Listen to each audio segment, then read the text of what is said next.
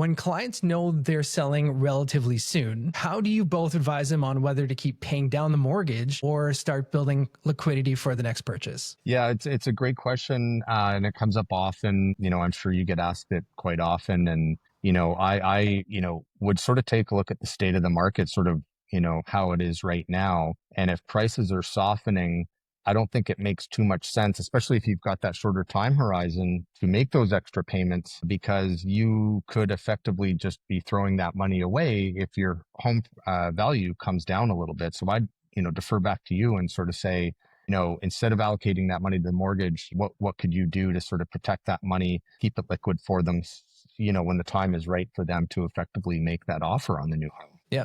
Yeah, exactly. What we would say from a financial perspective is if you know the exact date or month that you want to do it, maybe we could come up with a bond or a GIC for you that expires or matures, 2 or 3 months ahead of time. If you're not sure of exactly when you want to buy it, you can put into high interest savings. Now, the difference of what we have relative to a bank is the bank's high interest savings typically are significantly lower than what we offer. As of recording, we're paying about 2.6% on Canadian dollar deposits. So that typically would beat the bank's, call it 1%. So even while you're just keeping money idle ready for a house purchase, we can kind of keep it flexible for you. And then when you say to either Jesse or myself, hey, I'd love to purchase a house, we're trying to get pre-qualified, that your money is completely liquid. And it's also, so on that point too, being liquid is super key, because when you do make an offer on a new home, let's say your realtor calls and an opportunity comes up that you have to sort of act on relatively quickly. With that offer, you have to provide a deposit, of course, and that deposit needs to be cash that you have on hand, liquid, ready to go to buy a certified check or a draft to attach with the offer. And, if you've paid that extra money that you've got between now and when you need it, it may be effectively locked in to the mortgage if you don't have a built-in line of credit or something like that. So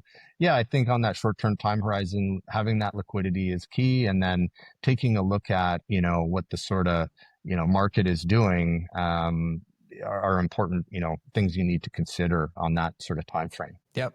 Yeah. And one of the things I've always get asked in this is, I'm thinking about buying a house. Should I just put it into a bunch of tech stocks and see if I can double it? Don't do that.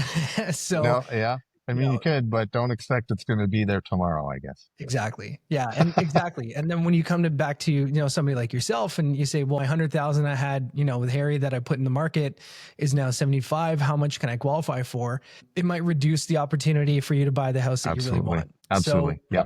Yeah. What we would say is, generally 12 to 18 months still is a very low risk time frame. Once you get past that, you might say take a bit more, but generally speaking, if you're saying 6, 12, 18 months, talk to Jesse, talk to myself, we'll put it in something safe, make sure that you have it. And as long as it's growing a little bit, keeping a pace with inflation, at least you're not losing money, keeping it in a checking account. Right. Exactly. Yeah.